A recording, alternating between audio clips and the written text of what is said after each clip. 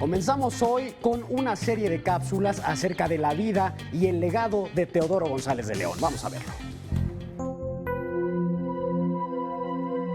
Teodoro González de León nació en la Ciudad de México el 29 de mayo de 1926 en una casa que se localizaba en la esquina de Tíber y Reforma frente a la Columna de la Independencia. De acuerdo con el arquitecto, su madre fue una persona muy religiosa y su padre era abogado. Su infancia transcurrió en San Ángel en una casa contigua a la de Diego Rivera. De 1942 a 1947 realizó sus estudios en la Escuela Nacional de Arquitectura, donde obtuvo mención honorífica en su tesis profesional. No tuve problema, digamos, existencial de vocación. Simplemente me veo entrando a la Escuela de San Carlos y ya.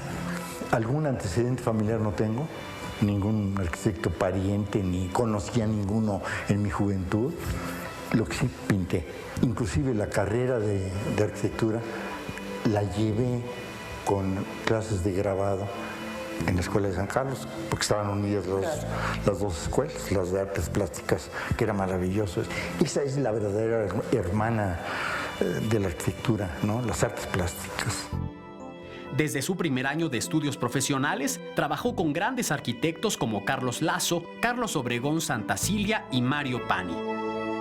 Mientras estudiaba, participó en el proyecto de Ciudad Universitaria. El gobierno de Francia le otorgó una beca, por lo que viajó a aquel país y trabajó durante 18 meses en el taller de Le Corbusier, el arquitecto suizo-francés, teórico de la arquitectura, urbanista, decorador de interiores, pintor, escultor y escritor.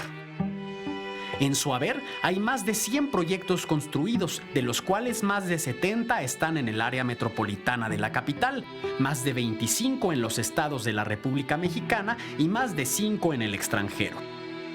Cada proyecto exige lo mismo, exige trabajo. La creación de arquitectura es muy compleja, angustiosa. Siempre piensa uno que no va a salir.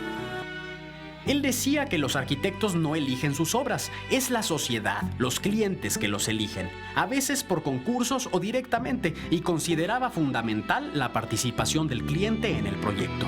Es uno de los arquitectos que más dio una marca del México del siglo XX. Recibió varios premios, entre ellos la Medalla de Oro de la Unión de Arquitectos, la Medalla Bellas Artes, el Premio Nacional de las Artes 1982, el Gran Premio de la Bienal de Sofía, esto en Bulgaria, en 1988, lo mismo que en la Bienal de Buenos Aires en Argentina, en 1991. Fue miembro del Colegio Nacional, de la Academia Nacional de Arquitectura, de la Academia de las Artes, del American Institute of Architects y de la Academia Internacional de Arquitectura. Destacan de su legado grandes obras como el Colegio de México, el Museo Rufino Tamayo, la Universidad Pedagógica Nacional y la remodelación del Auditorio Nacional.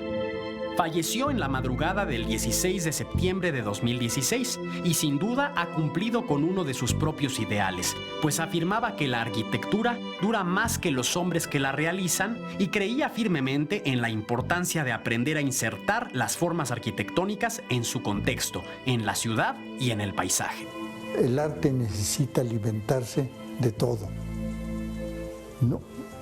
No podemos seguir viéndonos el ombligo. Hay que abrirse. Y los jóvenes, más que nada.